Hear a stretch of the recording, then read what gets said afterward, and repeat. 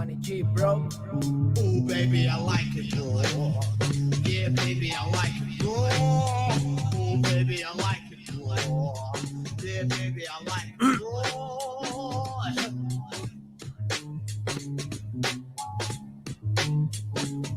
Yeet. Yeet.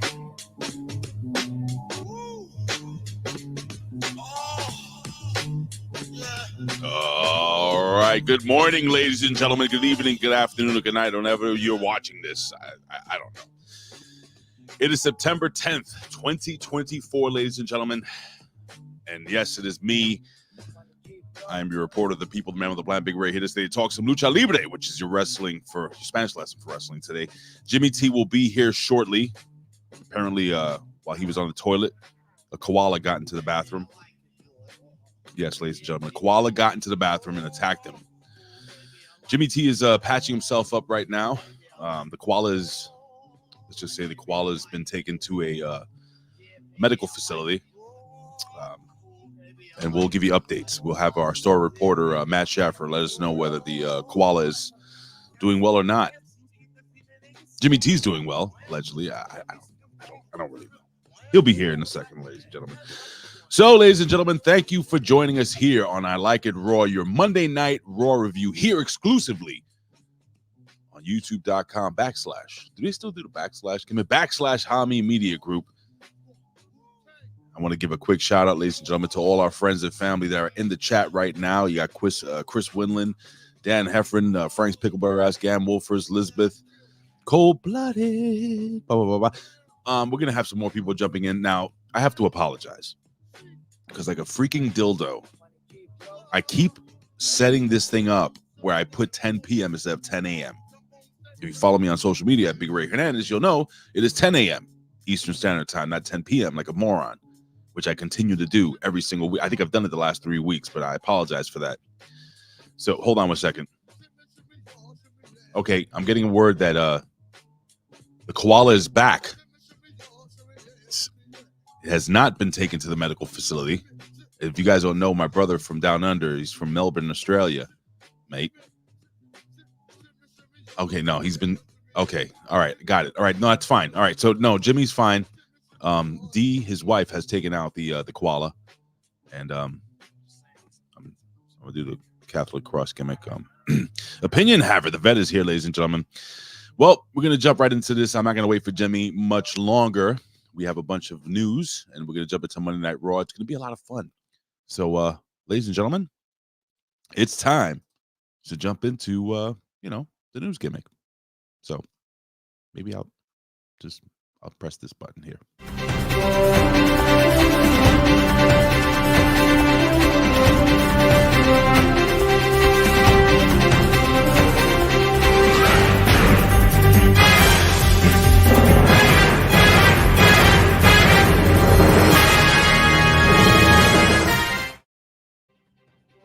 All right, ladies and gentlemen, this is today's rumor roundup, as the cool kids say.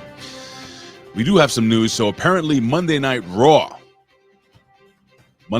is going back to 2 hours, but is it permanently? Well, we're going to find out, ladies and gentlemen, because I'm hearing one thing and I'm hearing another.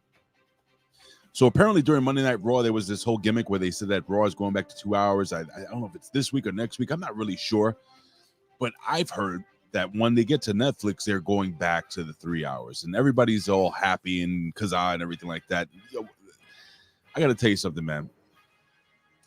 I'll be very honest. Reviewing, hey, what's going on? Aaron Ben Shlomo, he just jumped into the live chat all the way from Israel.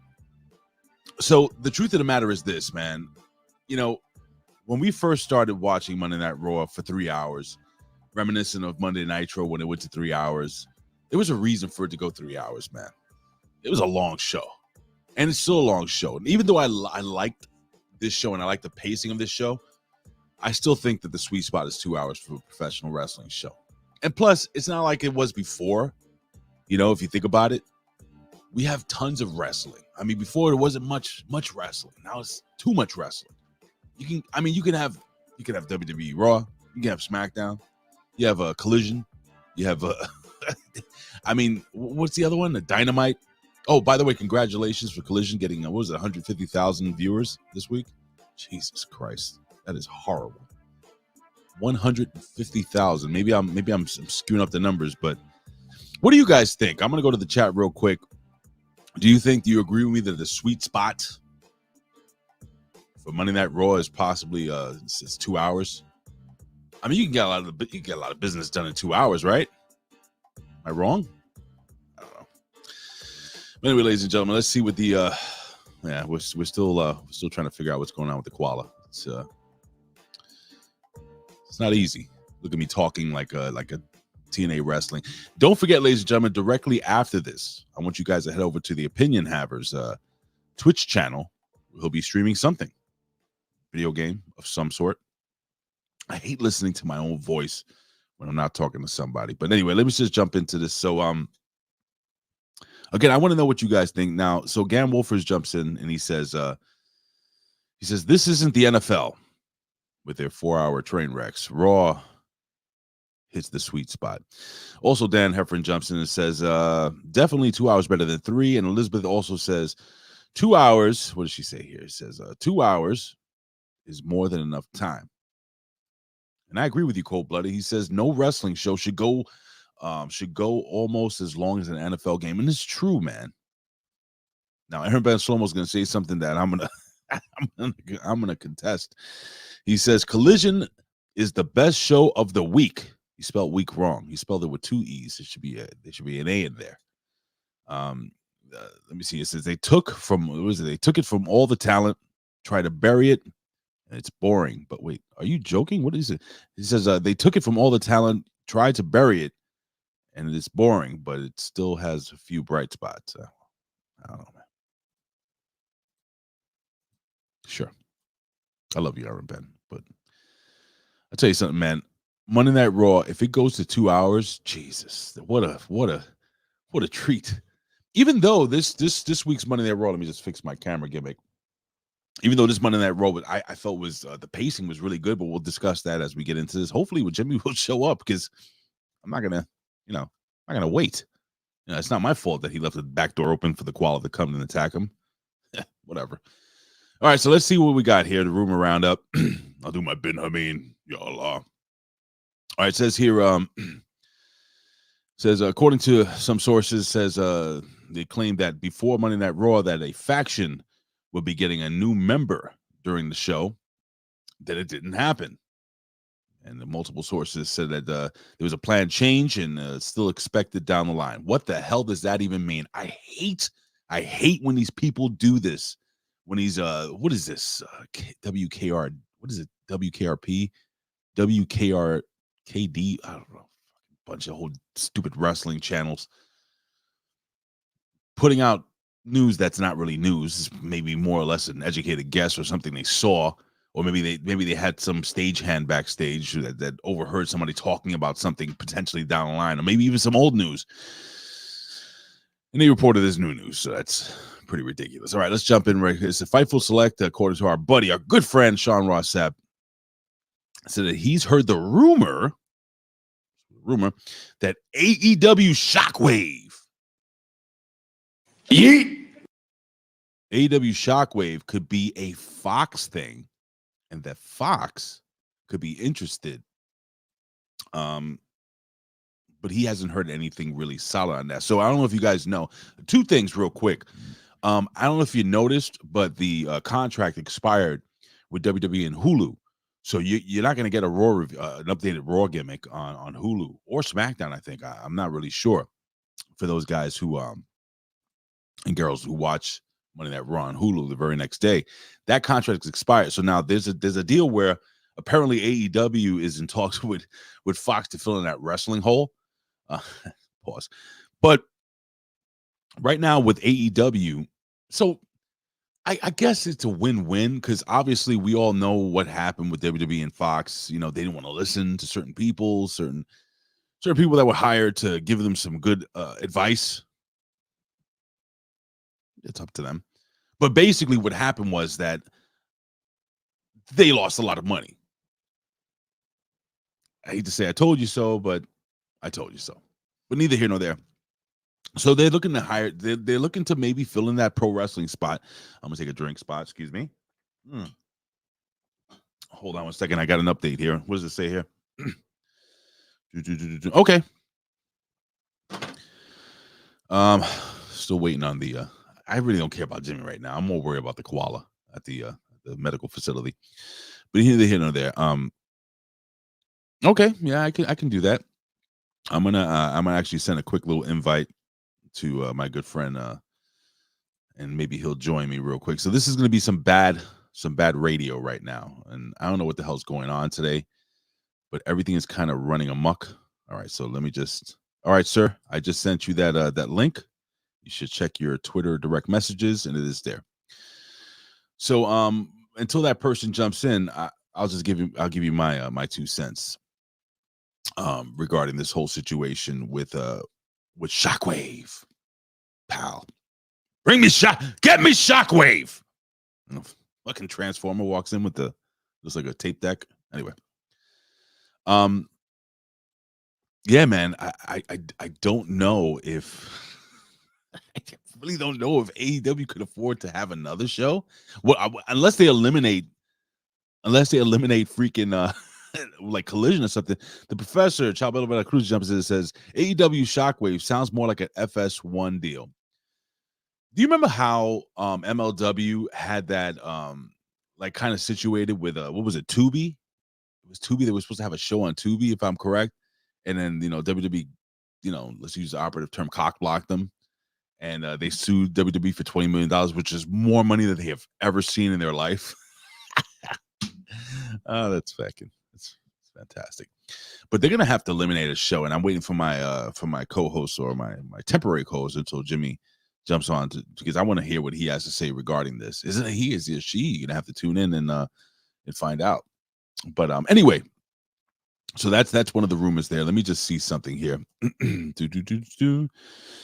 I'm doing a bit. I mean, just talking, selling weed, brother. Let me see. What is he?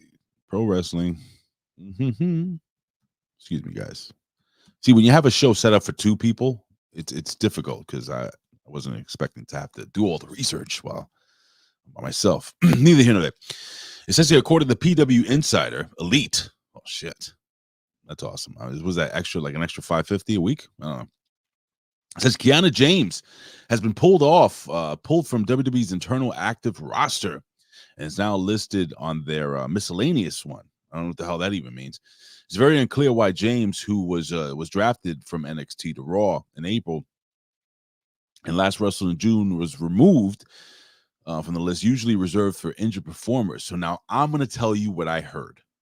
Okay, and before I do that, we got a question here from Aaron Ben Shlomo. He says, Ray, how much money AEW lost with Fight Forever? Forgot about that game. Fight Forever.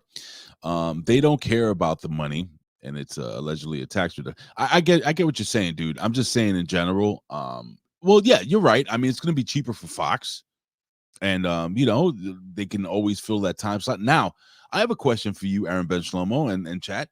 If AEW, and I'll talk about Kiana James in a second, but if AEW, and ladies and gentlemen, finally, I have myself a co-host. He is the one, the only. The Vet. The Vet. He's a Rip Rogers. He's a Rip Rogers guy. The Vet. Hold on. Vet. All right. Rip Rogers guy. Jamie, what's up, buddy? Thank you for jumping in. It's kind of difficult when you have the show set up for 2 people. I could run the show by myself, but it's always better to vamp between 2 people, especially when talking about these things. So thank you, my brother, for jumping in. What's going on, man? Not much. Just hanging out. Okay. What are we doing? So I was just talking about how AEW they put in for a new show, Shockwave. Yep, Shockwave, pal. Not the Transformer, the cool Transformer. Yeah. By the way, Soundwave is the cassette one. Shockwave was the Shockwave? other gun. Oh, is that what it was? I can't. Yeah, he was a purple gun. He was pretty cool. All right, purple guns are cool. What do you think of the fact that maybe Fox maybe bringing in AEW? Would that Now, my question to you is that, AEW is kind of a more adult version of professional wrestling. This is what their fans usually say on social media. WWE's kids stuff.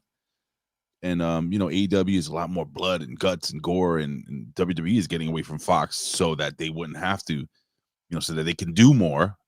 Will this, make AEW even worse than what it is? Your thoughts?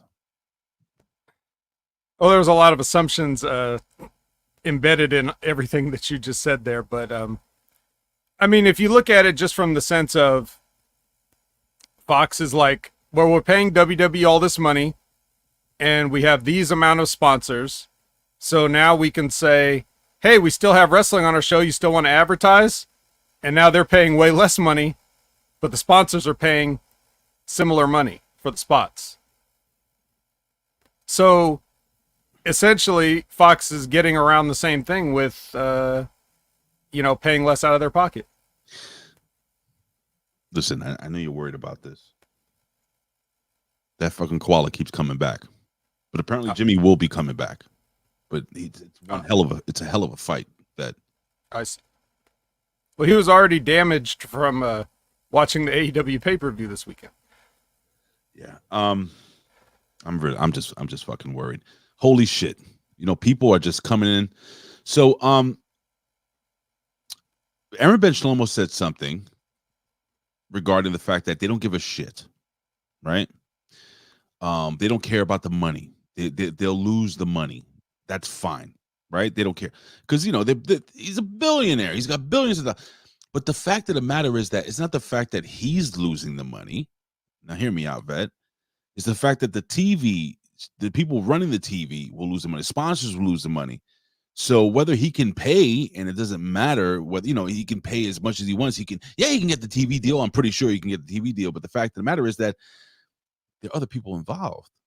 So if the product is not good, nobody's watching, will they still put it on TV? I got to send this link to somebody else.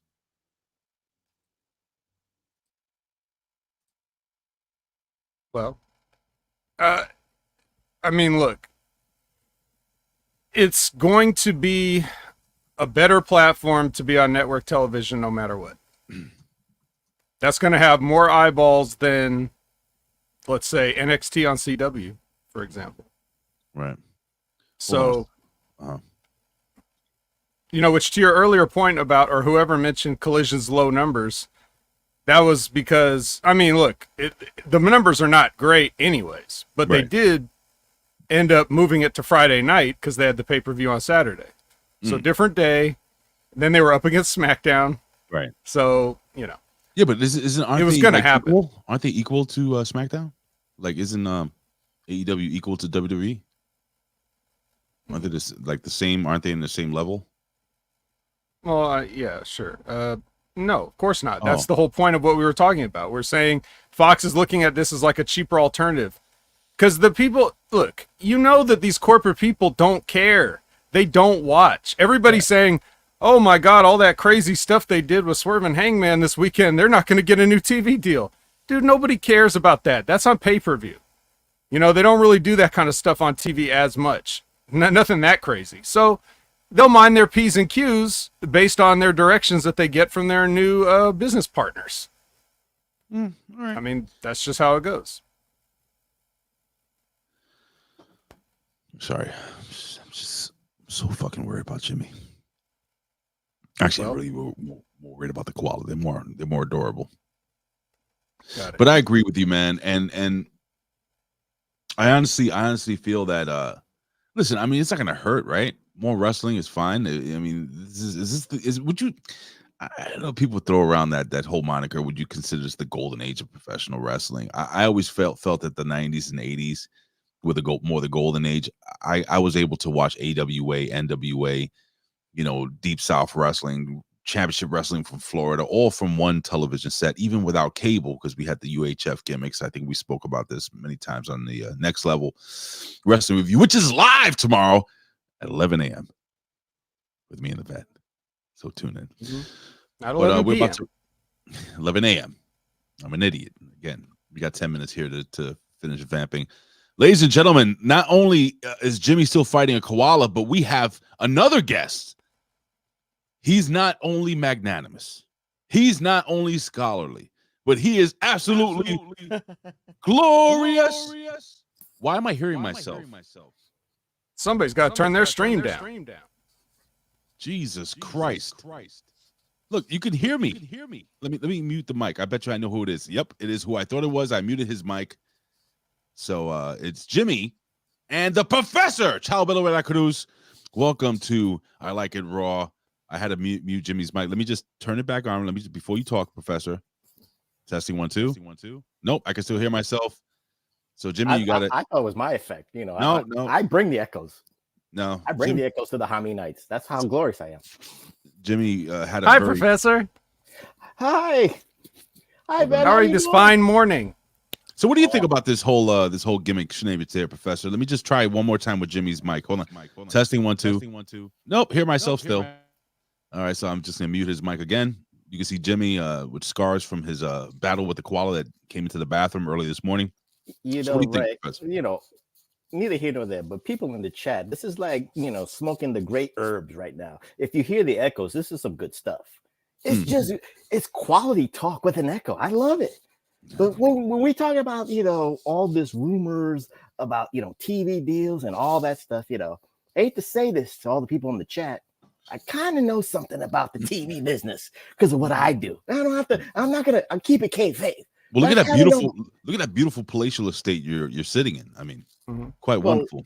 Well, the Epstein house, you know, I have to make sure everything's tidy. So, you know, neither here nor there. You know, Harvey Weinstein was here. He was mending his wounds. So he goes back to Rikers, but I got it all on lockdown right now. Yeah, allegedly, folks. Of course. But, it is a very funny time for AEW right now because I'll say this. The deal should have been done in January 2024. This shouldn't be news right now. But you know what? All the AEW friendly accounts, you know, I'm not going to name their names. You know who they are. From 2023 till today, I've heard a lot of things, a lot of variations. And y'all heard these stuffs. Any day now, it's imminent. The deal is done since 2023. Again, I've been in the TV business myself. I would tell you this. I'm not saying I know that the deal is signed and all that stuff, but I can tell you one thing. There's been proposals and there's been counter proposals on both ends. Guess what? What? Both parties have rejected those proposals. So this is where we're at. We're in a standstill. It is what it is. Hold on, I'm hearing that echo again. I'm hearing myself again. All right, sorry. Good, Professor. I'm sorry. That's fine. Again, I like to hear myself twice. You know, the echoes is good. Who doesn't? Yeah. But we're in a standstill right now. I'll tell you one thing. Both sides, let's say for Warner Brothers and Tony Khan, they've signed their parts of the deals that they liked. They just haven't had that one paperwork that both of them have the signed paperwork. So that's where we are right now. Is the deal any day now? Maybe.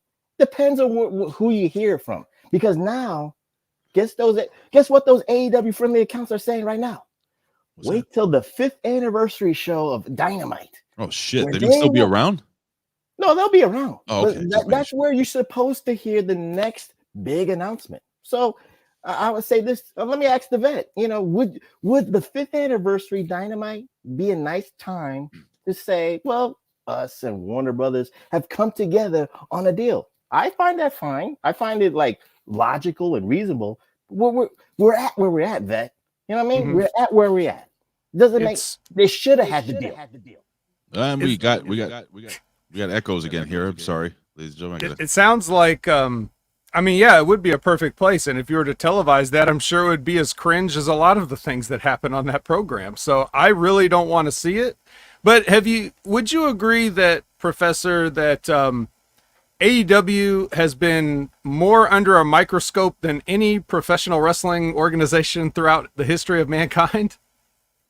Well, in the last 48 hours, yeah, has been under a microscope because, you know, again, people don't like violence. People are concerned about their sponsorships or the lack thereof after what we saw at the AEW All Out. So, you know, yeah, people have put AEW under a microscope for no intensive reasoning, no quality reasoning, because again, well, they just hate that it exists. They just hate that it exists. They're just mad. It's the same thing that happened at TNA, but now we have an even more vociferous social media presence on the planet Earth now. So everybody can let you know. And there's bot farms that can let you know. And everything else that we didn't have, you know, back in the early to mid 2000s and whatever.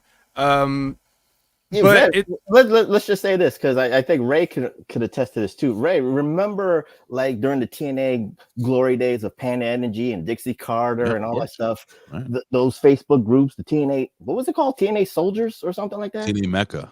TNA Mecca. But those people were like, oh, they're richer than Vince McMahon. They have more money than Vince McMahon. They have more resources than Vince McMahon, which was true. If you looked at the money situation, it was true that Pan Energy had more money than Vince McMahon had available. But, you know, over in time, this is where a lot of the WWE trolls come into play. If you remind the AEW shills, but, you know, it doesn't last that long. It doesn't have a lasting effect. Oh, I love my echo. I just love hearing myself because it almost is like I agree with myself. But it's just almost deja vu all over again. It's just a matter of time. But again, if we're doing deja vu all over again, Tony Khan has the resources, he has the money. You know, the Khans lose money when it comes to the Jaguars. The Khans lose money when it comes to their soccer teams. But they make money and they make buku bucks in profits in other business ventures. So if this is the greatest hobby for Tony Khan, then he'll love what he's doing. And you're right, Ved, you know, under this microscope. But again, people are just trying to remind every AEW fan of the deja vu that happened in TNA. But do we want it to go to the levels of what TNA is right now? I'm not saying it's bad, but do we want to go good? But it is still there. So there's something to be said for that. I've also been over a period of time, I've been telling people that everybody's looking at AEW like they're, you know, dangling on a precipice with everything they do. I mean, this isn't even the first time we've heard, I can't believe what they did at such and such pay-per-view. They're going to get kicked off. Like, we've already heard this for like, you know, multiple times per year for the past 5 years. But I've also been pushing forward that Warner Brothers is not exactly in a prime position as a company either. And I think that there is a lot of bluff calling on both sides too, like what you're saying with the rejected proposals and everything like that. It's not like Warner Brothers has got some kind of a great plan and they just lost the NBA like a bunch of idiots, like everything that they do. So I'm sure they would like to look strong, to use a wrestling terminology, but I don't think they're in a better position than AEW really right now. I think they both don't want to admit that they kind of need each other at this particular point in time more than ever. Would you agree with that, disagree with that, or somewhere else?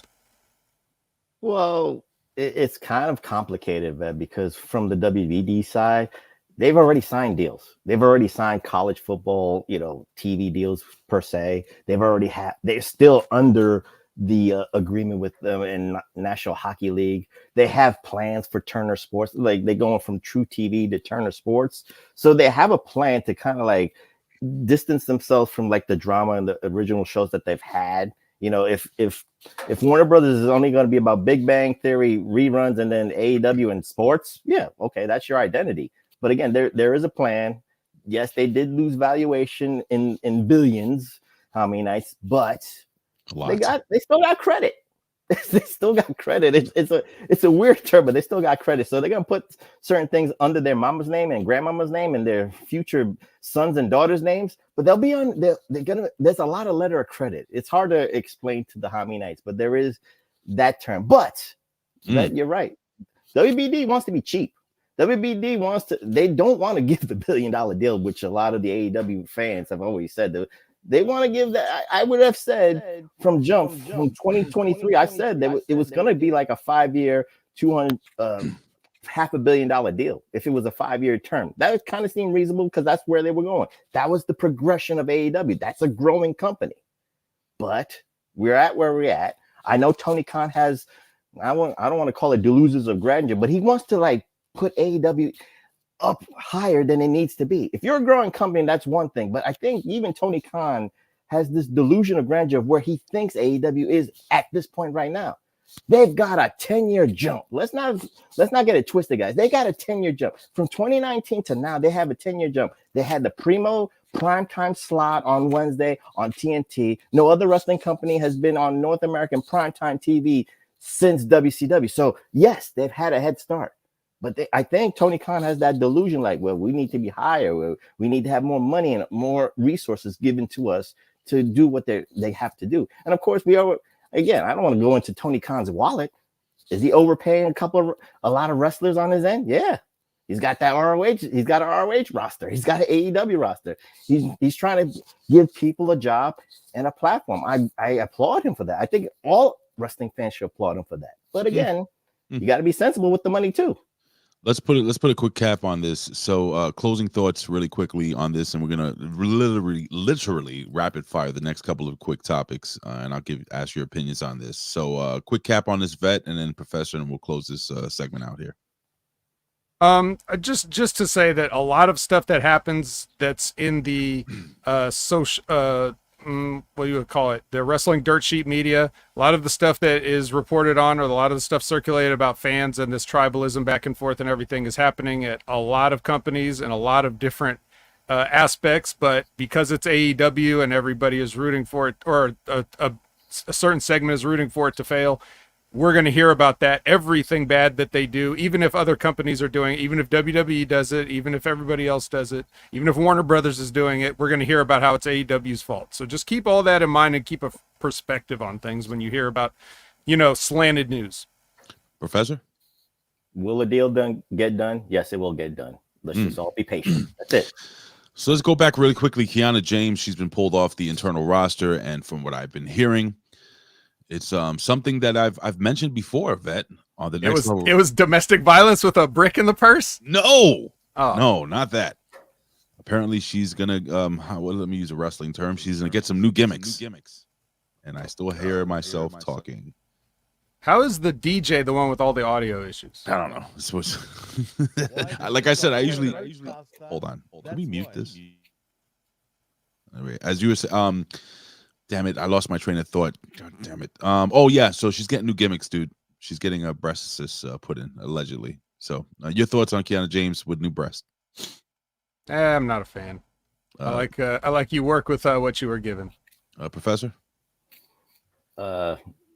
Everybody's a fan when they're missed. Odyssey Jones, everybody was the biggest Odyssey Jones fan until they find out he was missed or he was cut off, he was fired. Now everybody's the biggest Kiana James fan. So I guess Pro Wrestling Tees really must be sold out of her shirts. I did not know this until right now, until Ray said what was going on. So will I miss her? No, it is what it is.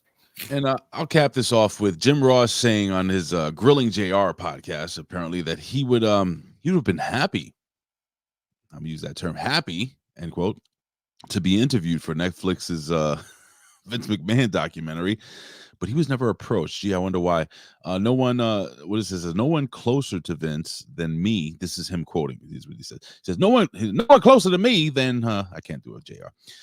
Then at certain times in my tenure, right-hand man type material, but I never got a call. But really quickly, and I'm going to cap this off. We're going to jump right into Raw. I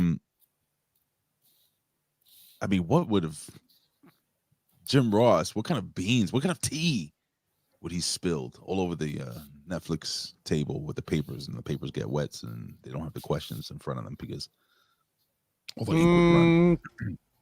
Not as much as he could, because I can hear it in Jim Ross's voice these days and the way the words that he says, that he's loyal and he's just not going to bury Vince any further than is already. He probably doesn't feel there's a need to. So either somebody was told don't bother to interview Jim Ross, or perhaps they just knew that, like, yeah, he's just going to defend Vince, so never mind. Your thoughts, Professor? Well, I'll look at it a different way. I think let's remember, guys, like, he felt slighted during the Dark Side of the Ring interviews where where certain things were presented in light, and once he saw the final edit when it aired for everybody, for wrestling fans' consumption, he wasn't proud of being a part of that. So I guess maybe he took a step back and say, you know what, I'll leave it alone. You already know what Vince McMahon is. You already know the reputation. Do I need to add anything more? And if he goes into this Netflix, like Vet said, defending him to a degree, I'm not saying he's going to say he's an angel and all that stuff, but if it sounds like he's giving him a benefit of the doubt, or really just not burying him like Netflix and a lot of people want him to do it, then he'll look like a dick, which really is stupid. Again, you're loyal to the business. You're loyal. Vince McMahon gave him a job for so many years, even though he fired him like how many times? Like 5 times, even during those years. So he kept him employed to torture him because it was fun for Vince. Of course, it is what it is. Vince is he has certain like sexual deviant, transgressions of himself. But again, like Vet says, I don't think Jim Ross wants to like bury him to the ground. It is what it is. Oh my God. I would usually just end it right here and just jump right into Raw. We got a little breaking news just popped up right now. And Vet and Professor, you probably know this gentleman. Says that we have a death in the pro wrestling universe here. And Kobayashi, you guys are familiar with him. I'm gonna try to say his name. Kuniaki Kobayashi has passed away. Legendary New Japan Pro Wrestling star and Tiger Mask rival passes away at the age of 68. I'll jump with the Vet and then Professor. Maybe you guys can give us a little thought on the great Kobayashi. Vet. I don't know too much about Kobayashi. He's a name I've heard many times over the years, but he was like a big part of the junior heavyweight, division throughout the 70s, 80s, and I think he retired in around 2000 or so from active in-ring competition. But yeah, he's most known for like his Tiger Mask feuds with both the first Tiger Mask Satoru Sayama and the second Tiger Mask Mitsuharu Misawa. So that's kind of like what he's known. He was nicknamed the Tiger Hunter from my brief quick research after I heard this news. Much like the Gracie Hunter in MMA. Professor, your thoughts? Again, there's nothing really to add what Vet said, so I'll just leave it like that. And again, if for the cruiserweights, this is a guy that people were influenced by. So, no matter where you are, Mexico, North America, even Japan itself, he was a legacy that you built on. He was an idol that you had to follow. And it is what it is right there. And I'm going to give rest in peace. I'm going to get a little more information here when it says WWE.com. They actually had tweeted out. I had spoken about the Raw going from 3 to 2 hours. It says breaking news, #W. This is from WWE's Twitter. Breaking #WWE Raw will be on USA Network from 8 p.m. to 10 p.m. starting Monday, October 7th through the rest of the 2024, culminating with the USA Network December 30th. So basically, they're going to be running 2-hour shows. Oh my God! So starting October 7th, and then again, I'm hearing from Netflix that it's going to go back to 3 hours. So that's going to be. It's gonna be interesting, man. I mean, this is my problem with this. Once WWE goes to that 2-hour format, I don't think people will want to go back to that 3-hour format. Your quick thoughts on it before I jump into Raw. And I don't know if you guys watched Raw. I don't know if you guys can stay on. I'm not going to extend the show too long. It's going to be probably like a quicker show. But if you guys can hang out with me, that'd be great. If you can't, if one of you guys can, that'd be fantastic. I genuinely appreciate you both jumping in with me because I know I'm going to call Jimmy Echoes here. Still echoing. He's still echoing. Yeah, mate. Yeah, you see me? You hear me? Hear me? Yeah. I'm going to mute you. Before I try figuring this out, I don't know why it's echoing for you, man. It shouldn't be. But Well, I'm tripping on acid right now. Yeah. I'm just going to talk. I have to mute you. You're not even hear Jimmy? I can't even understand what he's saying. You're not coming through your microphone, Jimmy. I'm just going to give you some heads up. It appears that the output and input is coming through your computer. I don't know what that is. I would just reset everything, or I'll just see you next week. So it's either or. I'll run it by myself. I gotta get out of here. I love you, Jimmy. Oh, by the way, guys, I'm going away to Las Vegas. So that's good. That's pretty good. But I'll be back, and I'm not gonna miss any shows next week. So I'm going away for 4 days. So anyway, so what the hell was I gonna do? What was it? Oh no. You was talking about the 2-hour Raw and then how bad it will be when it goes back to. Holy shit! Hold on, Jimmy, talk. Is it echoing? Holy shit, ladies and gentlemen! There is no echo in Jimmy's microphone. I guess. Fuck me. Sorry, boys. It's all right. A1-ish. Was that a record scratch? Yeah, that's all. Jesus fuck. So again, ladies and gentlemen, Vet, I know you got your stream. What are you streaming today? Before I don't know if you're gonna bounce out and then You'll just have to tune in and find out. So where can we find you, Vet? Unless you wanted to hang out. I with us think today. everybody knows right now, but it's Opinion Haver everywhere. Vet, you are the man, bro. Thank you so much for helping me out. Thoughts on 2 Hour Raw? Yes, please, before you leave. Yes, and also here's what I really honestly believe. I think you need to write a show that's to the amount of the roster that you have. If you have enough people for a 3-hour show, which you do, you need to do a better job at incorporating them all into the show and making the show move faster. If you have a 2-hour show, you better let go of some of those people, because that's a lot of people sitting around getting paid that ain't doing nothing. It's just business. Now, Professor has been a very big proponent. If you listen to the Pro Wrestling Reflection with he and Tommy Wonder, apparently, Professor, you've wanted a 5-hour Raw. Am I correct? Yes. We need a 5-hour Raw, a 4-hour SmackDown, and then Vet, just like he says, you have a bloated roster. When you have an overblown roster, you just need more TV time, and then you add the see you notice, guys, with an overblown roster, how many people are going back down to NXT? They say it's to drum up the ratings for NXT. No, you just need people to have some programs. Look at Pete Dunne; he's doing double duty right now. That's an overblown roster, guys. You don't need it. You just need more TV time. 5-hour Raws would work.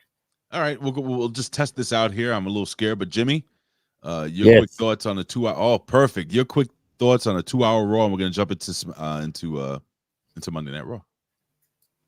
Oh man, when I saw that, I was happy as Larry. But I just heard you say that, so I sound great now. Yeah, you sound great. Oh, good. I mean, you sound sexy. How's the what happened with the koala? Just a quick heads up. But actually, just quickly, I nearly burnt the house down just before.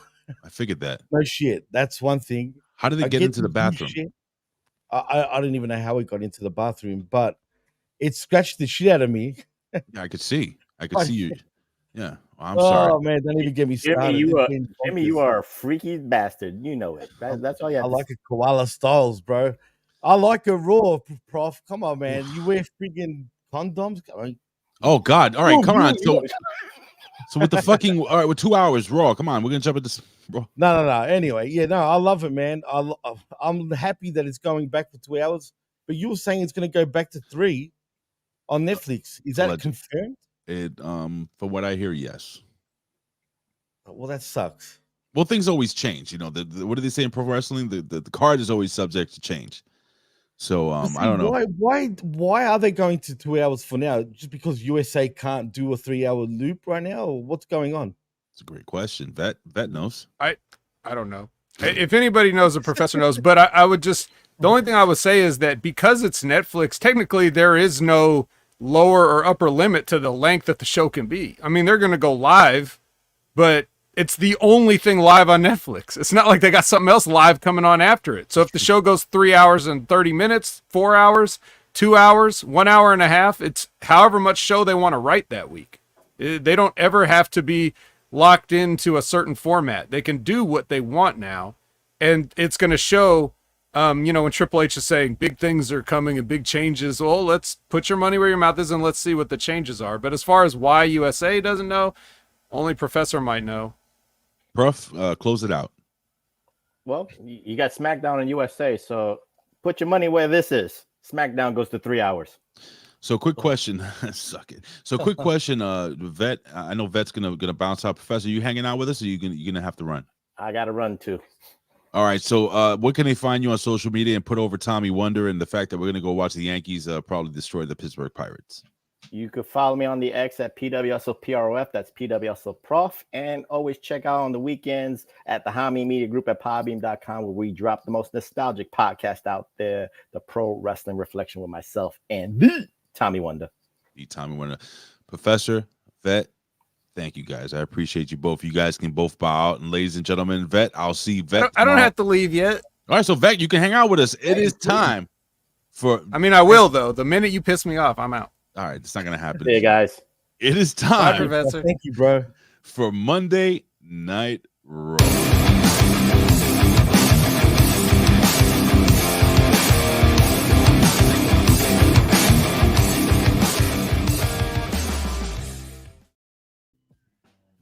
All right, ladies and gentlemen, it's Monday Night Raw. So Oh yeah, Jimmy, I forgot we had to review Monday Night Raw. All right, I'm out, guys. Oh, well, you can shit. find me at Opinion Haver on all your favorite social media platforms, and I will see you guys, some of you guys, on Twitch if you like. So, yes, please. thanks for having me, Ray, and Of course. and Come on, Jimmy. I will see you on Sunday. Thank you for helping. I got enough of you and your unprofessional audio issues. One day a week. Thank you very much. All right, bro. Goodbye, guys. See you, Peace Vet. out. Thank you, man. Yo, big shout out to the vet. Big shout out to Professor Chabela Cruz. I could have done the show by myself, but I like it better when I'm bouncing off of people. Me too, bro. I'm exactly the same, and I thank them both for helping you out while I was out, and that made me panic less. But true story, I nearly burnt the house down just before. I buy a Roadcaster Duo. I bought this time, right? Yeah, And I've got a new mic. Oh, okay. Yeah. And Congratulations. everything just turned to shit. Thank you. So are you using the Rodecaster now, or are you using Now I'm using the Roadcaster. Yeah. All right. So what we can do is, Jimmy, Yeah. maybe we can test it out. Maybe like I thought I had it sorted, dude. I thought I was cool, but now that you know and you can hear me, that's all that matters, man. So you have your little soundboard set up. I haven't got everything set up, but I actually pressed the wrong one before. I was trying to do the bleep, Try it. but it's not coming up now. I don't think. Instead, I get freaking. Oops! I pressed the wrong button. Oh, Jesus Christ! I'm professional. Where is it, man? I can't even see it, dude. Okay. Don't worry, it doesn't matter. Yeah, the point is, there we go. How do you mean that?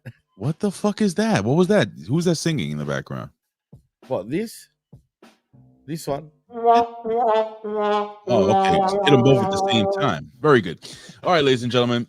Yeet. Let's move on. So, all right, Jimmy, you got your notes, or you want me to read the notes?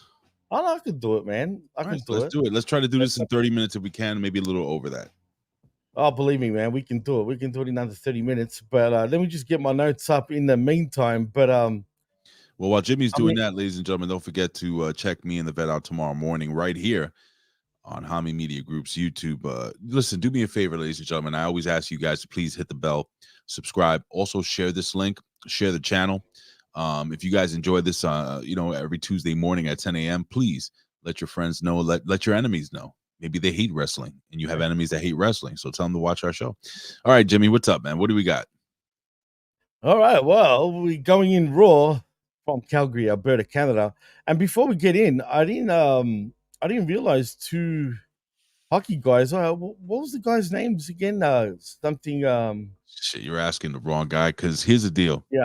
Right. I do not know.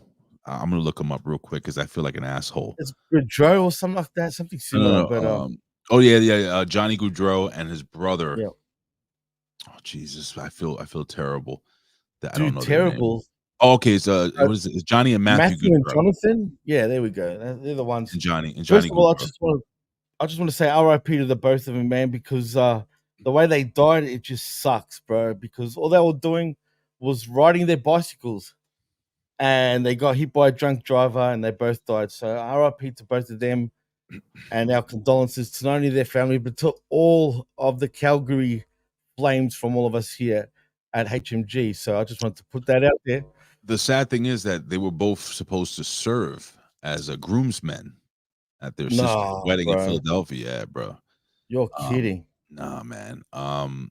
Look, Goudreau was Johnny Goudreau was 31 years old. I don't know how old his brother was, but this is why I'm always saying, man, especially during the holidays, but this can happen everywhere. It's always very irresponsible to drink and drive, smoke weed and drive, be impaired and drive. If you're too tired, and I'm not trying to preach it, but if you're too tired to drive, don't drive, because even though you don't mean it, you can take someone's life. And these two young men who were professional hockey players, man, God bless them, man. I feel horrible that this happened. I think the WWE did a class act. I know we're jumping way ahead, but I think it was very classy the way they covered this, and I appreciated this. So rest in peace to the brothers. RIP, definitely, man. But as I was saying, we do come from Calgary, Alberta, Canada. The home of the Flames. Is it the Saddledome? I think it's called, I believe. Yeah, why not? It's been around for a long time, man. I'm surprised they still use that arena. But anyway, we do start off though with it's the Scotiabank Saddledome, as a matter of fact. And I think Jimmy, I think you can maybe drop your mic a little bit because I think you're getting a little feedback, not too much. Again, ladies and gentlemen, this is a work in progress. Try it now. How about now? Much better. You can talk like closer to the mic or bring the mic closer to you. But when you had it at that level, there was kind of like a little bit of reverb in the back. Again, we're working. Yeah, it's weird that you can hear that. That's what. Yeah, okay. Just tell me, man, because like I said, I thought I had it set up, but for whatever reason, and I am getting a weird feedback, but it doesn't matter for now. We get a Wyatt 6 VHS promo, and followed before that there was a hype by both commentators, and I just wanted to point out, is Joe Tessitore sounding like Mario Ronaldo more and more now that I hear him? A little bit. Really reminding me of him, dude.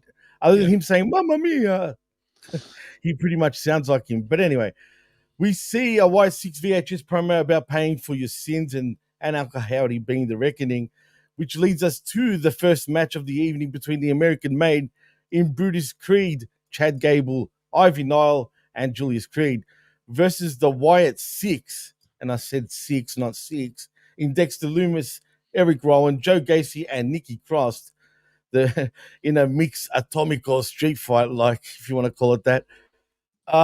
Where do I start, dude? This was just crazy. It was all over the place. But the thing that irked me the most about this match, the Wyatt 6 had to cheat pretty much to win, even though it's a no disqualification match, and I get that, right? Right. So I had two. They needed absolutely everybody to get the win. I don't know if I'm hearing myself. Am I hearing myself again? No. I had two notes on this. First and foremost, is the question: is it finally over? Yeah, that's my first question. I hope so. My second question is that whoever's booking the Wyatt 6, this is not wrestling psychology. This is so bad. And I love the Wyatt 6. I'm a fan of the group. But if you're gonna have them do stuff like this, then just make them bad guys. See, when I first heard the Wyatt 6 was coming out, I didn't think they were gonna go into a feud with a faction. I thought they were going to be attacking multiple people, and I would book it that they go into that they fight good guys and bad guys. Have that, they're neutral. They are the Wyatt 6. They don't accommodate to what being good guys or bad guys. They're just the Wyatt 6. I can deal with that, but they go, but they go into like a series of 4 with these people, and unfortunately, American Made has not won one. And the fact of the matter is, I mean, so look, the Wyatt 6 go over. You have Uncle Howdy who jumps in the ring, hits the sister Abigail, and then it's over. I'm hoping this is over, and we move on from this, because I feel terrible for American Made. I think they're a fantastic faction. They're very, very good. And with all that being said, Jimmy, I'll tell you what. Was I entertained by the match personally? Yes, I actually did enjoy the match. It was like almost a half an hour long, this match. It went for ages, dude. It went for over 20 minutes, and they beat the living shit out of each other. The fans, let me ask you something, Jimmy. Please. You watch Japanese wrestling, right? Well, not as much as I used to. I'm talking about old school, like the old, I love the 2010s and stuff like that. Was this Canada crowd? I mean, not like a Japanese crowd, but kind of reminiscing, where they were quiet and they reacted to certain things. So you would hear like a lull in the crowd, and then when it was a big spot, boom, I can see where you're coming from. Weird crowd, dude. It was a weird crowd in Canada. I mean, now that you said that and pointed it out, I felt like they reacted to the things they were meant to react, though. Right. If that makes any sense. So I think they were very respectable in terms of wrestling. Like, they booed the heels, they cheered the baby faces. Yes, I agree. I agree 100%. So I see where you're coming from, but I just think they're just a very respectable crowd that actually has a lot of knowledge. And Calgary is a wrestling city, dude. So I think they're just being respectable. But I know what you're saying, though. But they did pop for their own Canadian heroes, that's for sure. They sure did. And we have a couple of Canadian heroes that popped up during this Absolutely. show. But Wyatt 6 go over, man. I'm hoping that this feud is over and that they I would love to see, like, I'm gonna reiterate and say this one more time. One more time. I don't know why I say that with a southern One more twang. time. One more time. I really hope that the Wyatt 6 stay away from just going after heels and start going after everybody. So anyway, what do I you got agree, next? man. No, yeah, and just to say what you said, take them all out, man. Take anyone and everyone out. No one's off limits. But instead, we're getting this. I feel like PG Wyatt 6, which I don't actually appreciate right now. And one more thing, you said about Uncle Howdy ending the match. It was actually technically a dive from Dexter Lumis onto Chad Gable after the, Uncle Howdy interference. But anyway, who cares? They win. But next, we get Finn Balor making his entrance. He gets on the mic. He says Damian Priest says they screwed him, but really he screwed the Judgment Day. He'd be trying to hold Priest up, but the more he did, the more Damian held him down. And they were supposed to be like brothers. He should have been World Heavyweight Champion a long time ago, but Priest was lurking behind his back with that briefcase, getting in his way every time he got real close to that title, and then he ends up getting screwed. So he wants Damian to come out here because he has things to say to his face. Enter his former head of Manoi in Damian Priest. He says ever since Balor broke up the real Judgment Day, he's been wanting to drop his ass. Finn then says that's not how it's going to go. He's not his sidekick anymore. He ain't no sidekick. And Rhea are going to fail as well as himself because he wants him one-on-one at Bad Blood. Priest accepts and advances on Balor. But anyway, cut a long story short, basically he knows how the Judgment Day work. And of course, surprise, surprise, we get all the members come, from outside of where the fans were. And boy, did they put a beat down on both Priest and Rhea. Ray, this was brutal, dude. I mean, I felt bad for the both of them. It was brutal as well. The one thing I'm going to say is that, you got Jimmy that came out to save the day.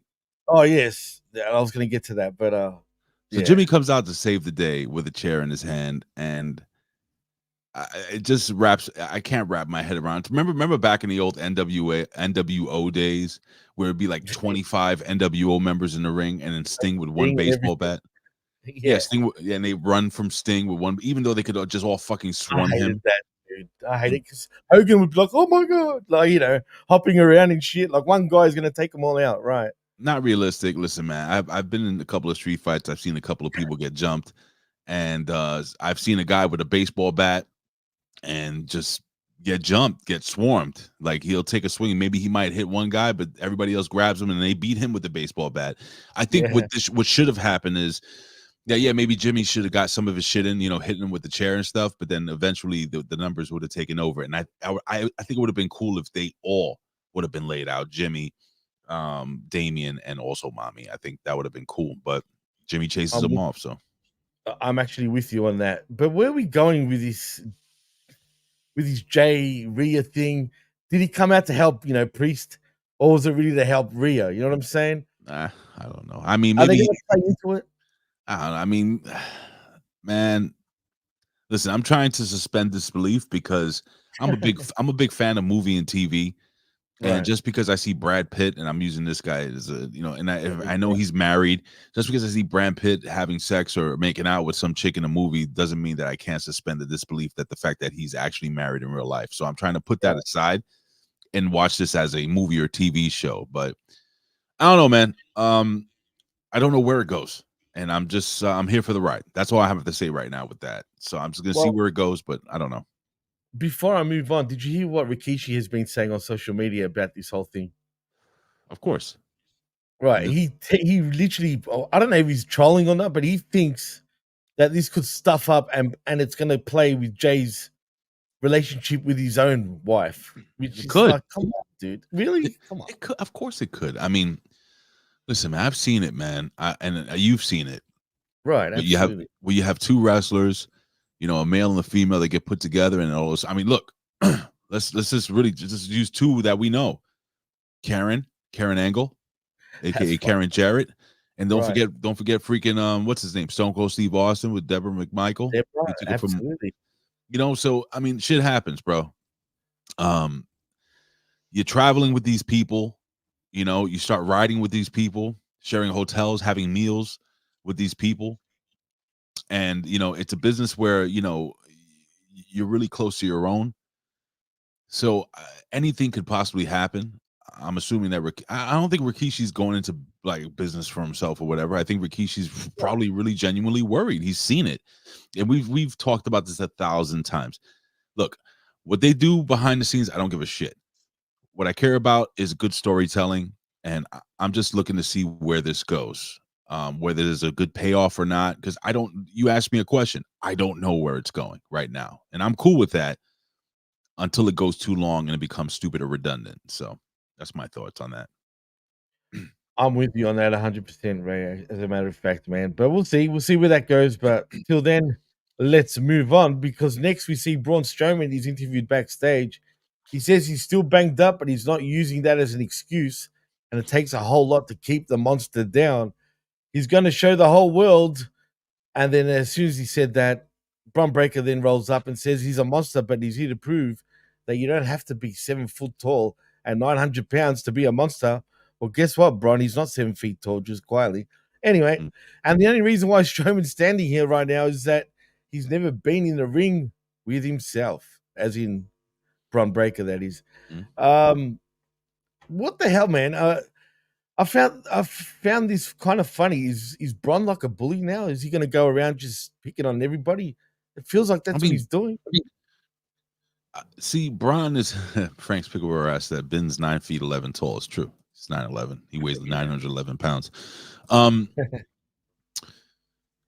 See, Braun Breaker, they're booking Braun Breaker the way I want them to book the Wyatts.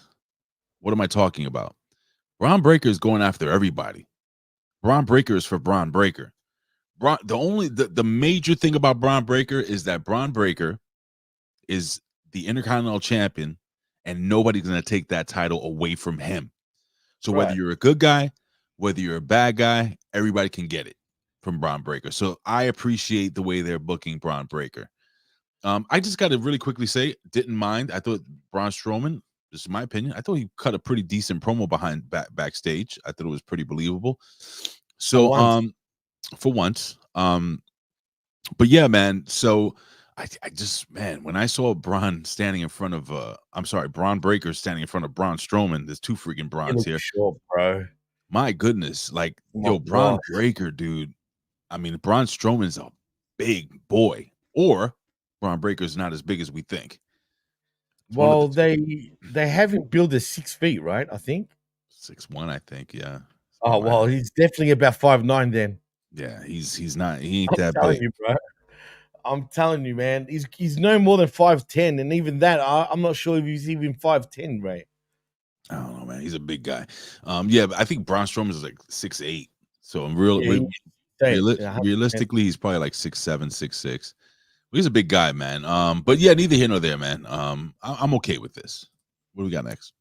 Yeah, me too, I guess, man. I mean, Braun though comes across as a dope for me, but it is what it is. But anyway, next we see Bianca Belair and Jade Cargill in a what's it called, another WWE Women's Tag Team Championship rematch against the Unholy Union in Fyre, in Alba Fyre and Isla Dawn. Man, I've seen this match already one too many times, Ray, and I'm not gonna lie. By this point, I was just like, meh, I don't care. But the right team did win, and it is Bianca Belair and Jade Cargill winning by pinfall with the wheelbarrow DDT and the wheelbarrow German suplex combination on Alba Fyre, retaining the WWE Women's Tag Team Championship. Was this the same old shit, really, Ray? I mean, seen it once, seen it twice.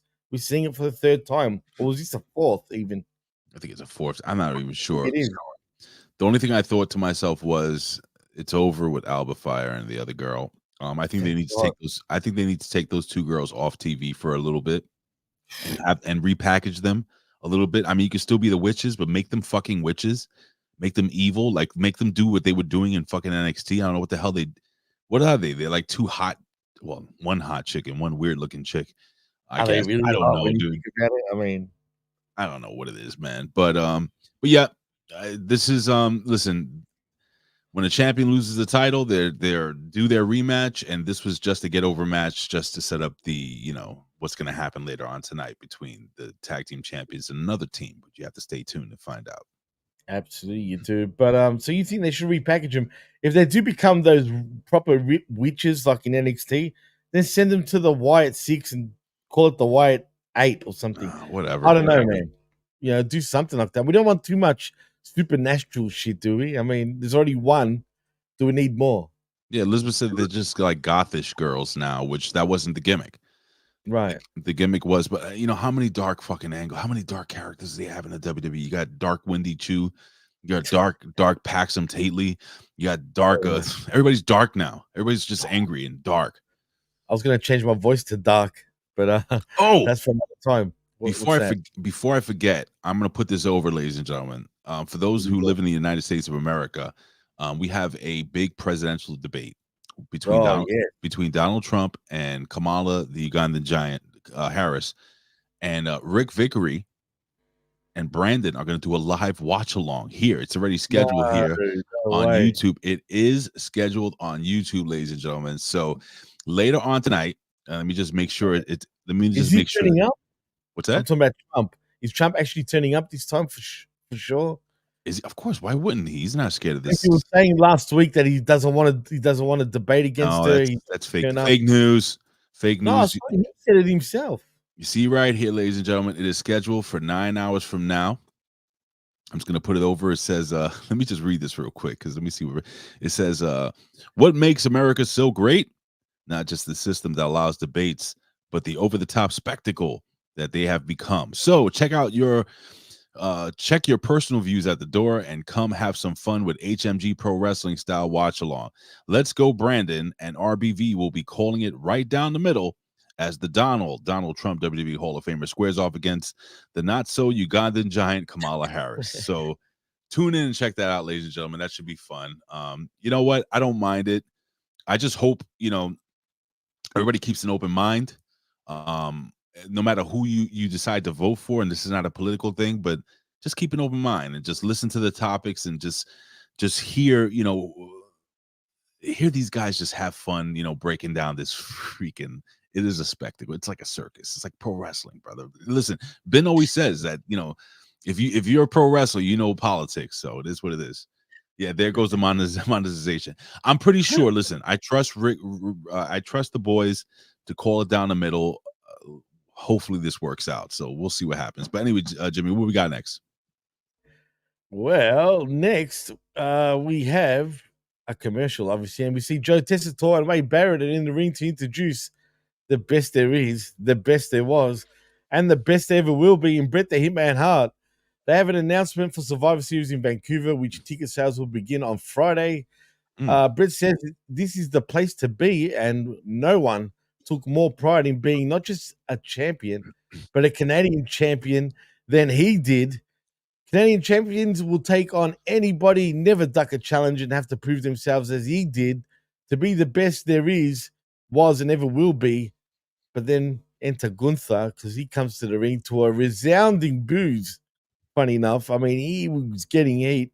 He says he's about to pour his heart out to one of his childhood heroes, to thundering boos, as I just said.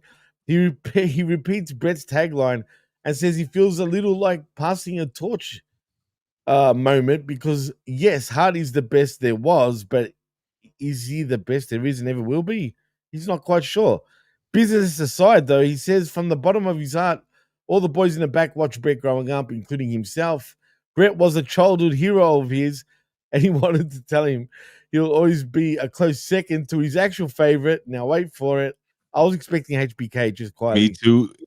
Right? But that's obvious. I pop a Goldberg, dude. Goldberg, I cacked, bro. I'm not going to laugh. I started cacking, and the heat that he got for saying that because he's the man that pretty much ended Bret's career. He was part of the reason. Mm-hmm. But him saying that was golden, man. I thoroughly enjoyed this. He tells Gunther, and I'm talking about Bret, he's got a lot of nerve talking to this man in this city this way, and it's not a joke. Bret is truly a Canadian hero and a hero to every single person in the city, and to an entire generation of wrestlers in the back who still study his matches till this day. And more importantly, he's a hero to Sammy personally. I forgot to mention Sami Zayn does come out. Gunther may hold the title, but Bret set the tone for what it means to be champion. And when Sammy challenged him, he just ran away. He wants to say he's the best there is. Fine, prove it though. As Sami Zayn versus Gunther Part 2 for the World Heavyweight Championship, he tells Bret he's not in his league, and Sammy's far from being in Bret's league. And his answer remains no. Basically, Gunther takes off towards the back, but that leaves Bret telling him that he's a gutless yellow coward to walk away like that. Sammy pops to the floor and confronts him, and a brawl breaks out until the referees start diffusing it. And that's that, man. I actually enjoyed this, man. I'm not going to lie. Maybe because of Bret. You know, I was a big Bret mark. I'm not going to lie. Maybe not as big of a mark as he was for himself, but nevertheless, a mark, you know, into Bret. But I still enjoyed it. It's good to see the guy, man. He does look old. He does look thrash. I was telling you while I was watching it that he looked really, really old. And I thought of you, man, to the point where I don't know if you noticed when he exited the ring, Ray. No. Did you notice what he did? No. You know how he had prostate cancer, right? Yeah. I'm assuming this is why he did that. Instead of going through the middle rope, he actually went through the bottom rope. Interesting. Yeah, so I'm assuming that's why. I'm assuming he doesn't want his crotch sort of Oh, maybe he's old. All that, but damn, he did look old, and it's sad, dude, because it feels like yesterday that he was something else, man. A wrestling tactician, bro. Like, it was always a joy to watch, and it drives me nuts thinking that how quick has time gone. Not only that, we have gotten so much older, but look at him. Yeah. Well, you know, listen, Aaron Ben Shlomo says he thought it was boring and stupid, and really, yeah.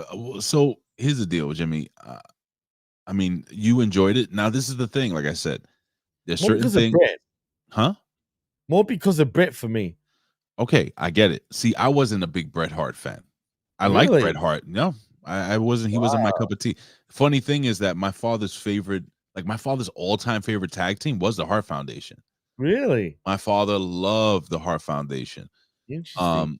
But I've never been a big Bret fan. So for me, I kind of agree with Aaron Ben Shlomo. Like, I found it boring and stupid. And Aaron Ben, I think, if I'm reading this correctly, is, you know, he should have attacked. Gunther should have attacked Bret, but Bret can't take a bump. He can't. No, he can't get hit. So I understand why they did it. Listen, we all know how this is going to play out. Sammy's going to get under Gunther's skin. Gunther's finally going to grant him the title shot, and then Sammy's going to lose. So it is what it is, bro. It is what it is. But this wasn't the best for me. I didn't enjoy it too much. I felt sad watching Bret Hart look so old. And don't get me wrong, like I said, I like Bret Hart, but I just wasn't the biggest Bret Hart guy. I was more a Shawn Michaels guy. Yeah, more Shawn Michaels guy, more Stone Cold guy during that era. You know, more the Rock guy, but sure. Oh no, I was a Rock guy, put it that way. But just during that initial, especially that last year in WWE '97, I loved Bret run, man. Bret's awesome, bro. Bret is fucking great. Bret is great. But I just never, you know, I was never a huge fan. That's just my taste, and it's okay. You are American, so you know, especially during that time. It doesn't fucking matter, bro. I'm fucking with you, bro. I was a huge Iron Sheik fan. Oh yeah, you're more for Iran, huh? That's right. Number one, Russia. Number one, America. All right, what we got next? All right. Oh man, but yeah, like you said, it was kind of sad seeing that. But anyway, well, next we see once again Bron Breakker, but this time he's having a little chat with Pete. Don't call me Butch. Dunne backstage, and says he didn't think much of him when he was running with Sheamus. Dunne says that he's going to win the title tonight, smash Braun, and win the title. After Braun walks away, though, Sheamus arrives with a shillelagh to brawl with him, and Butch only barely avoids Doom, and that's that. I guess it's really personal, Ray. Do you have any thoughts about this? No. I don't really care about this shit. Neither do I. And we just move right along on, because once again, we see Judgment Day making an entrance as we go to the break. And that leads us to the next matchup between little Dom Mysterio versus the Dragon of Lees. This was short, dude. Like, I was kind of surprised. I mean, and I'm happy though that Dom wins via pinfall with the frog splash. But do you feel, it sort of squashes a little bit Dragon Lee, even though we did get, interferences by Rey Mysterio attacking Jade on the floor, Right. and everyone's brawling and whatnot. But still, I feel like I don't want to say they've given up on Dragon Lee, but at first, you don't think so? No, I don't think so. He was a lot more hotter at first, man. Here's the problem: until Rey Mysterio retires, Dragon Lee is Right, always going to be a second thought. It is what it is, because Dragon Lee, you see Dragon Lee, you think of Rey Mysterio. Rey Mysterio is trying to put over Dragon Lee. It's one of those situations where, Dragon Lee is not his son, but how many wrestlers? I'll use this analogy. This is a really old analogy. Bruno Sammartino had a son, David Sammartino.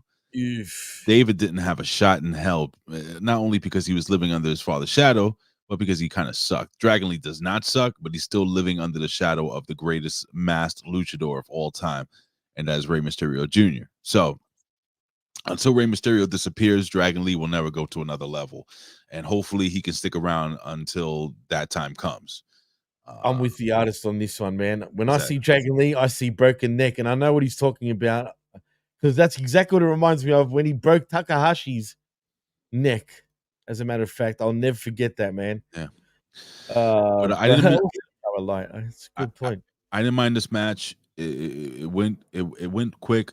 The guys got, they told a quick story in the ring. The right guy goes over. You get the heat for the heels, and you continue moving on. So. Yeah, no, absolutely, man. But I'm just sick of the Ray Dom thing, man. Can we just end that already? Let Dom do his thing, Ray. Come on, bro. I'm sorry. Well, I can't do. Well, much. not you. No, you're not that mysterious. But you know what I mean. Yeah, you know what I'm saying. Don't you think let your son fucking walk on his own, man? Eventually, that's why I'm telling you, like, Rey Mysterio has to go away. Nothing's gonna progress until Rey Mysterio goes away, because everything's centered around Rey Mysterio. Right. So, but it felt like she was progressing at one stage. You know what I mean? And now we've gone back to the past. But whatever, it is what it is. Next, though, we see Bianca Belair and Jade Cargill running into Damage Control. Yes. Backstage, Io Sky tells them not to get used to having those tag bouts, and then they just walk off. Mm-hmm. But and then, as I mentioned earlier, we see commentary memorializes Johnny and Matthew Goudreau, the local hockey heroes who recently passed away, and we go to another break. But as we come back, we see Sonya Deville yells for the music to get cut during Lyra Valkyria's entrance and calls her a joke, saying she tries and fails, and this mystery partner is supposed to be scary. But this disappointed me, but I mean, it's obvious. But their mystery partner is, goddammit, Natalya. Yeah. Well, listen, I tweeted this out last night. I'm going to actually put this on screen. I have it set up here, Jimmy. I don't know if you saw this tweet, but I put down every time Pure Fusion Collective is on my TV during Monday Night Raw. If I could fast forward it, it's me with a fast forward gimmick, a little gif of trying to fast forward the TV, even though it may be live. That's how I feel. Dude, I didn't give a shit about this match, and I have nothing to say about it. These girls suck. They suck, all right. I'm sure they do. I mean, they do suck, and it's a bad combination. And WWE with a little winks all the time, it gets a little old, man, after a while. But yeah, other than that, who cares? Because Valkyria, Natalya, and Zelina Vega win by submission via the sharpshooter from Natalya onto Zoe Stark. Thank God that was over. Next, we see Drew McIntyre walking backstage to send us to a break. And as we come back from commercial, we see Uncle Bret, I guess, reunites with Natalya backstage, and the camera weirdly sort of cut back to Drew McIntyre making his entrance and gets on the mic. He talks about CM Punk saying he's done with him last week and says he's not going to let him just try and move on like that after costing him the title 3 times. He says he can live with himself because he ended CM Punk's career. Now it's time to talk about what matters around here, and that's him, Drew fucking McIntyre. He's going on after the world title, and also his first Hollywood movie comes out this week, Ray. Are you looking forward to it? You remember Batista? No, I didn't even know they were doing a movie. the Killer Game or the Kill Game or some Oh, good shit for like them. that. The Killer's Game. That's what it's Cool. called. Cool. Yeah, good for him. I mean, he's not even got a credit Mhm. of him, but he's on the poster apparently. Anyway, so go check that up, that movie, if anyone even cares. But anyway, he's afraid he's got some bad news though, and that involves Wade Barrett. He says Wade is one of his oldest friends, and they go back decades, and they've even been arrested together apparently. Barrett is the only voice fighting for him as CM Punk hurt not just him, but the whole friggin' business. So why did he step in the way when it was time to end Punk? He says he's not angry, buddy. He's just disappointed. But if he does it again, he's not going to be disappointed. He's going to be very angry, and he's going to do something about it. Wade takes off his headset and stands up to step up to Drew, but Adam Pearce comes down to defuse the situation. He then asks if Jay's lost the plot. I mean, Drew, if he's lost the plot. So bad that he wants to fight with his friends. He doesn't believe that. Cut the charade. He has information Drew needs to hear. McIntyre says he was just talking to his friend, and Pearce isn't his friend. He's just a corporate stooge. Right, as they all are. So, right, exactly. You corporate stooge. So say what you have to say fast. Adam says he spoke to CM Punk, and Punk is not done, and more specifically, he's not done with Drew McIntyre. And Drew McIntyre doesn't actually believe him for whatever reason, saying there's no chance after last week that CM wants another piece of him. But yes, he does, because that bad blood, Ray. Mm-hmm. We're getting hell in a cell. And so it should. I'm hoping that this Hell in a Cell is bloody. I hope these guys beat the living shit out of each other. And whether they say it's over or not, I said this 2 weeks ago, and I'll continue to say this. These guys will continue this feud forever. This is the real fight forever. This is the real over video game. They're going to fight forever. They're going to win. I mean, they're going to beat each other up. It's going to be a great freaking feud for many, many years to come. I already said it's going to be the John Cena Edge feud. They're going to wrestle and beat each other up and fight. This may be the end of it for now, because remember what I told you about Sami Zayn? Sami Zayn is going to challenge for the title. This is just a filler until the next big pay-per-view. When's the next big pay-per-view? What's the next big one? Bad blood, isn't it? No. I said big pay-per-view. In other words, Survivor Series in Vancouver. There you go. So I would see CM Punk versus maybe Gunther in Survivor Series, maybe. Or could we go old school, Ray, and have Team McIntyre versus Team Punk in a 5-on-5 traditional Survivor Series match? I used to hate them back in the day. I'm not going to lie. Even as a kid, I couldn't stand that shit. But why not? For a laugh, I mean, I'd do it. Or like a War Games even. You can do War Games. Survivor Series, I think if they do it, yeah, it should be War Games matches. But I don't know. I guess we'll see. We'll see, indeed. Well, that look. There's a. Do you want to talk about the Karrion Kross backstage sort of segment with the Miz, or do we just move on from that? No, it's quickly. What happened there? Well, backstage we see Karrion Kross is getting into Miz's ear, where Javier Woods then rolls up to ask what he's doing, and runs him off.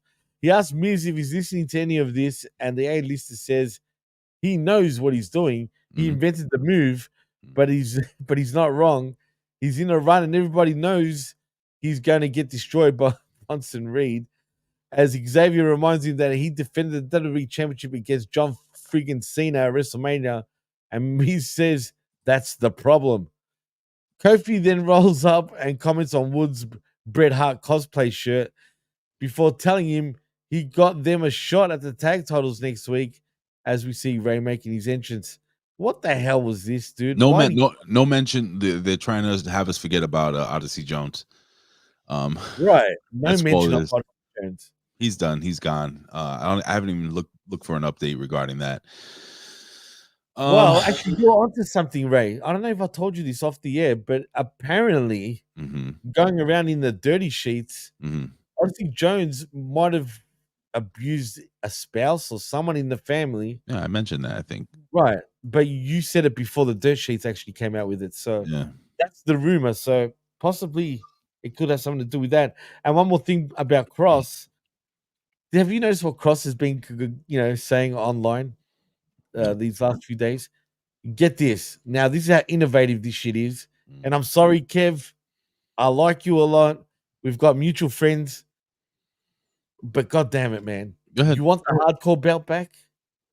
He wants like an ECW style belt. They're bringing it back. You think so? Oh, no, I know.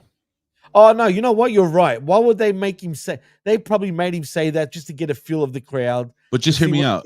Would be. You're it's right. It's not going to be a comedic. Hear me out. It's not going to be the comedic 24/7 title. They're bringing back a hardcore championship to fight in hardcore matches like Mick Foley and Hardcore Holly, and it's not going to be a comedic thing. It's not going to be a 24/7 thing. It's going to be a championship fought only under hardcore rules as they go into Netflix. Trust me. It ain't going to be, I don't think it's going to suck as much as you think it might. Just give it a chance. That's all I'm saying. I will give it a chance. I definitely will give it a chance. But have you got inside word? You got inside word. You know something, right? Mm-hmm. I'm assuming you know something. And plus, like I said before, I don't think he just came up with it from the back of his head. I actually think WWE told him to say it just to test out the waters and see how the fans react to it. And it's obvious, like you said, right?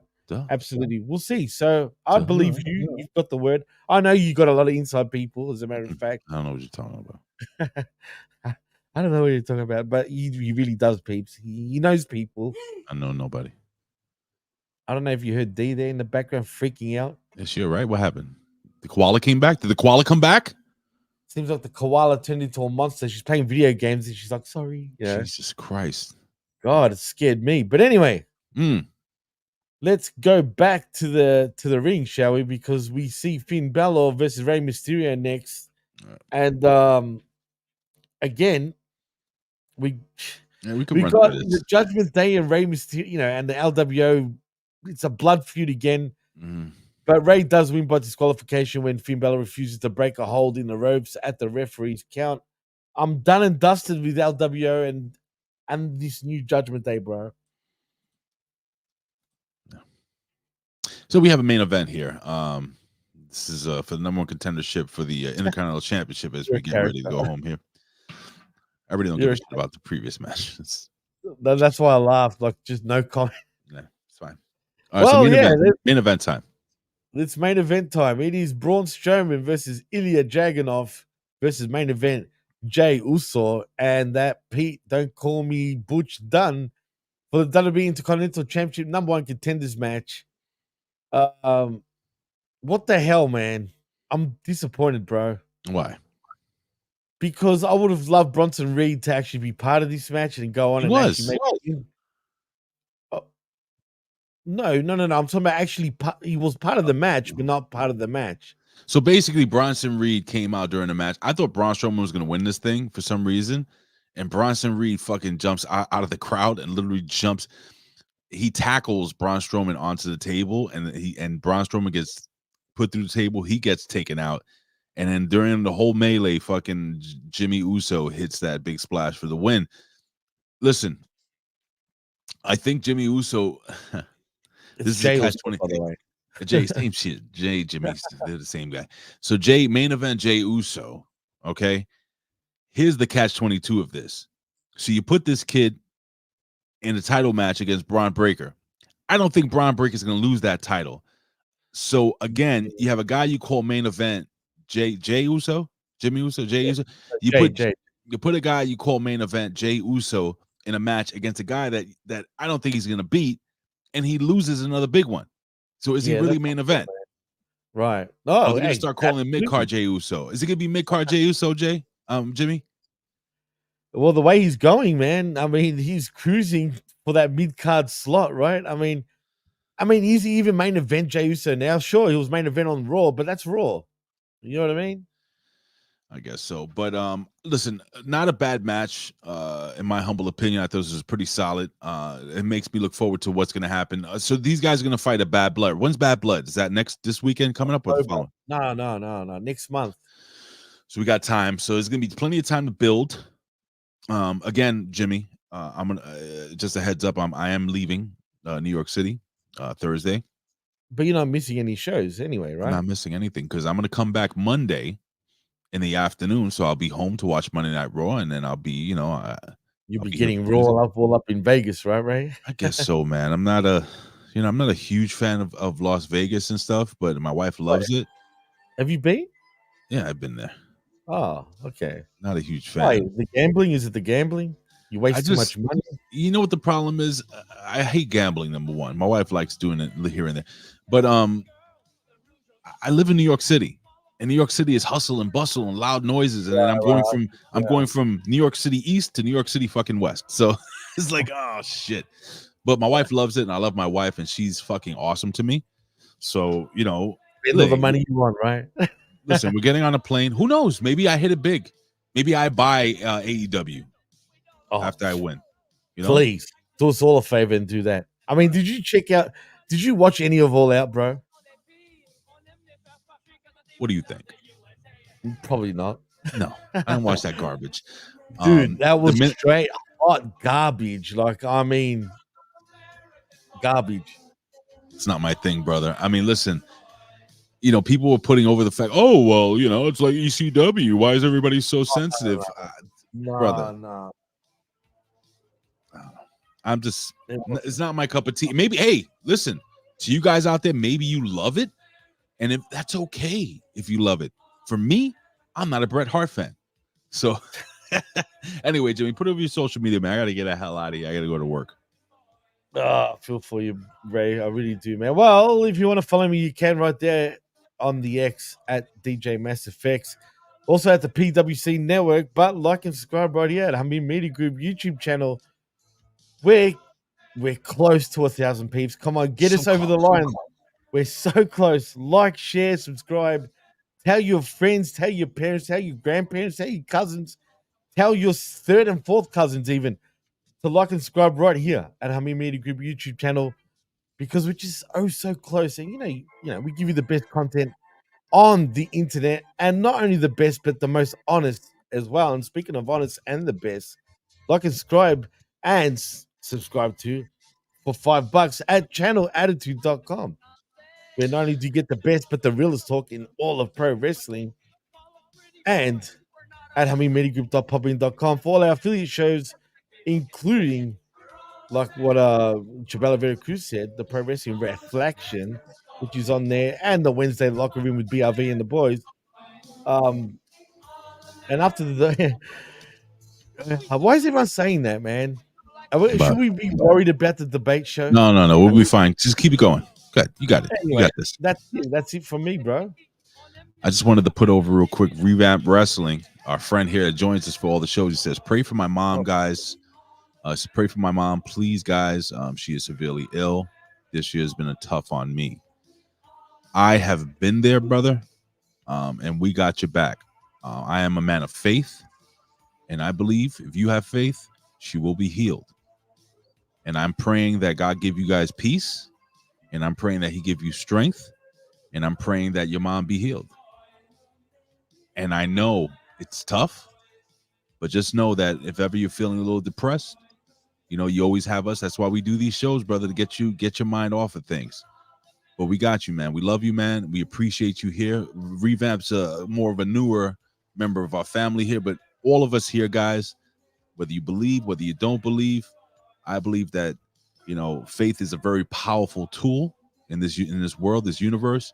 So let's all, in accordance, all together, say a prayer for our buddy Revamp. I love you, brother. God bless you. I love your mom. I don't know your mom, but guess what? I love your mom because your mom is over. She's more over than Bret Hart, and she'll get over. Goldberg ain't gonna take her out. Your mom is going to win. We love you, brother. We love your mom. Absolutely, God bless you guys. Keep your head up, Revamp. Listen, you'll find us tomorrow, guys, here at the Next Level Wrestling Review, me and the Vet, and we'll be talking some NXT. So you can follow me on social media at Big Ray Hernandez, and again, Jimmy T at _ DJ Mass Effects _ on Twitter. And thank you for joining us. Sorry about all the technical shit. It happens, but I want to give another shout to the Vet and the Professor Chabela Vera Cruz for jumping in and helping us out, guys. Hey, head over right now. Head over to Twitch. Search Opinion Haver. What is the Vet playing? What is he streaming? Who the hell knows? You have to tune in to find out. Big shout out, Matt Schaffer's in the house, ladies and gentlemen, as we go off the air. I love you guys. Tune in. listen, tune in to the debate watch along. I'm gonna do the cross. Jesus Christ, please save this YouTube channel. Let's see. Hey, it could be a good thing. Who knows? You have to tune in to find out tonight. It's Donald Trump versus Kamala, the Ugandan giant, ladies and gentlemen. I am out of here. What? We're gonna get Kimchi there too. No, yeah, that's that Waltz guy. Her vice president, Kim Chi. Anyway, Jimmy, say goodbye, brother. Peace out, everyone. And once again, Revamp, keep your head up, man. She'll pull through this, man. And we love you, bro. We got you, brother. God bless you, man. Peace out, guys. Peace. We're all American boys. All American boys. We're all American boys. Yeet. Yeet. This is the Hustler Rip Rogers. Yeah, it's fucking me. Yeah, and listen to the fucking Hamin Media Group. That's Ben Hamin Media Group from Rip Rogers. Go get him and go fuck yourself.